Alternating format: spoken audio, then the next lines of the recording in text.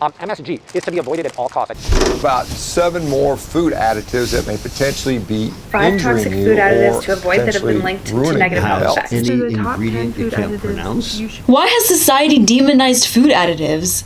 Well, the answer might be right behind me. Let's talk about it. With so much advice on how to be healthy, brands and influencers have convinced you that in order to be healthy, you should avoid ingredients that you can't pronounce. Antum gum? Did I pronounce it correctly? Can I eat this now? Meaning your body cannot tell the difference between a synthetic or a natural one because it's the same compound going inside of you. Listen, I'm all for making everything from scratch, but just please tell the government to let me sit out on this capitalist society and send me a paycheck every month. They are natural additives. Shouldn't they be better? No! That's not what it means. If I was starting a food brand, I would spend my entire marketing budget to understand how important food additives are to our society. Let's imagine a world without them. It's almost impossible to imagine a world without food additives, but we can go to Whole Foods to visualize what it would look like if we at least tried to get rid of food additives and then failed. This is Whole Foods, an American grocer that sells overpriced organic and natural goods and has their own system of standardized ingredients. It's owned by one of the largest conglomerates in the world. I'm sure you've heard of them. Whole Foods bans a lot of artificial additives, but it's interesting to know that they don't ban that many natural ones. I've also noticed a lot of Whole Foods products started to even try and differentiate themselves even more by adding only ingredients that Americans can pronounce. Soon, to differentiate yourself in the store, you're gonna be adding just one ingredient into these products and then marking up the price. But I can't help but think how this impacts the environment. A lot of these companies point out how clean they are. I mean, if they didn't demonize all these food additives, how can they convince you to pay $10 for a 7-ounce cereal? So some wannabe health nut can be convinced to spend their whole paycheck at Whole Foods. The corporate art style on this box makes me want to puke. With these prices, they should change the name to Whole Paycheck. Damn, they price these peasants out. If you start shopping here, you'll be convinced that you need to spend a bunch of money in order to be healthy. I couldn't imagine what it would feel like to shop at Erewhon. If I was starting a food brand, I would spend my entire marketing budget to demonize food additives because it is so hard to differentiate yourself in the market when you're going against Cheetos and Frito-Lays. Not only do these brands have a cult following, they are also a lot cheaper than anything you would be able to compete with as a small business. You can market yourself as the better alternative while justifying the price markup and smaller packaging. Now, imagine if 300 million Americans consume the way Whole Foods wants us to consume. The demand for these natural foods goes up. Imagine if everyone was consuming Whole Foods. A lot of these products are made with rosemary extract oil as the antioxidant, which prevents foods from going bad.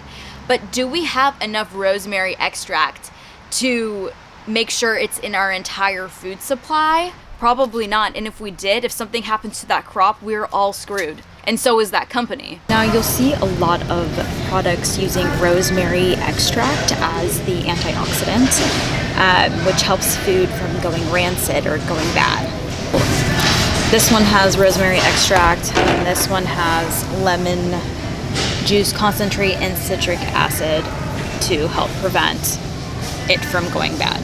Listen, I'm all for making everything from scratch, but just please tell the government to let me sit out on this capitalist society and send me a paycheck every month. I don't even mind being a housewife. At least I'll have time to grow my own food and pickle my own veggies. But until then, I'm a slave to this society, and I'm going to need help making my dinner, which may come from some processed foods which have food additives in it. Food additives are added to foods to improve color, flavor, texture, food quality, and most importantly, to keep your food from going bad. The use of modern food additives has been blamed for causing cancer, behavioral disorders, obesity, or insert here for the new disease. Bear with me on the science side of things because you're gonna need to take a bit of science to understand why they have been demonized in our society. There are a few main categories of food additives. There are preservatives, which keep food from going bad. Antioxidants are used to prevent oxidation and rancidity and keep food from tasting gross over time. Supplements are added to foods to increase our nutrition. Flavoring additives are added to modify taste and enhance the flavor. Coloring additives are used to enhance the color because your eyes eat first, and texturizing agents help stabilize mixtures that would normally be separated. Think oil and water. And a lot of other miscellaneous controls like processing aids, moisture content controls, and etc. Society sees food additives to be broken down into two different ways: natural versus artificial. They also think one is better than the other. People have been using food additives for centuries. Natural additives are things like rosemary extract, citric acid, or ascorbic acid, which are used as an antioxidant to prevent foods from going bad. Natural flavors are also considered food additives to enhance taste. Synthetic additives are not extracts but are the result of a chemical or enzymatic reaction. They are either identical to a natural equivalent or pure creations which do not exist in a natural state. We can have natural citric acid or synthetic citric acid.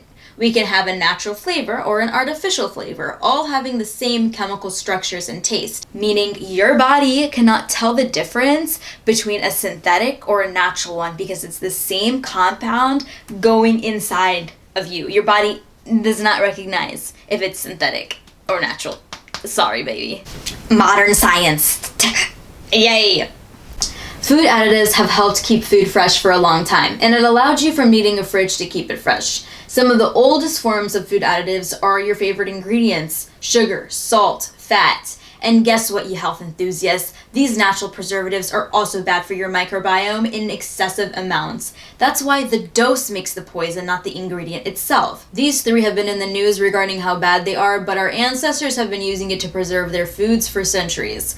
But consuming them in excess amounts are also bad. These pickles are made with natural salt and natural vinegar. It would be okay if I ate a couple, but if I ate the whole container, my gut would also be fucked, not to mention the impact on my liver and kidney. They are natural additives. Shouldn't they be better? No, that's not what it means. You probably won't continue eating a food if it tastes bad. If something sits on a shelf for over a week without flavor additives or antioxidants, it's not going to taste good over time. It's going to oxidize and degrade, meaning it's going to taste bad. That is a completely natural process. To combat that, food preservation and additives such as natural and artificial flavors were developed in the 1800s to bring rare and exotic flavors to the market. Many synthetic additives have been demonized for different reasons. Some due to racism, others due to differentiating your brand against a range of big players in the market. Neither the natural or synthetic preservatives are that much better than the other. The downside of natural preservatives is how limited they are. They come from organic sources, but those might not be readily available near you. That's why manufacturers have mostly turned to artificial preservatives. They're more readily available because they're made synthetically. The bigger issue is that they are often associated with processed, prepackaged foods that are generally less healthy than whole, minimally processed foods. Any newer artificial preservatives are an improvement upon those earlier methods because we don't have to worry about if we're gonna have our next meal. Today, we live in the golden age of food preservation. There are more types of safe and tasty food additives that are available than ever before, and millions of people can eat every day because of it. Let me know what you think. I hope I presented this in a way that I didn't go over your heads. A lot of food scientists talk about food science and it goes over millions of people's heads every day. That's why so much misinformation is spread, because a lot of us are not able to communicate it in the most effective and understandable way to consumers that have not taken courses in food science or nutrition or science in general. So I'm trying to explain it to you in a way that you can explain it. I may have left some details out that I don't think would appeal to the masses, but if you'd like me to go into detail, I can try and go into a little bit more detail. So don't go demonizing those food additives. Thanks so much for watching. I hope you enjoyed this channel. If you did, please hit that subscribe button and smash that like button. Also share with your friends so they can learn more food science facts.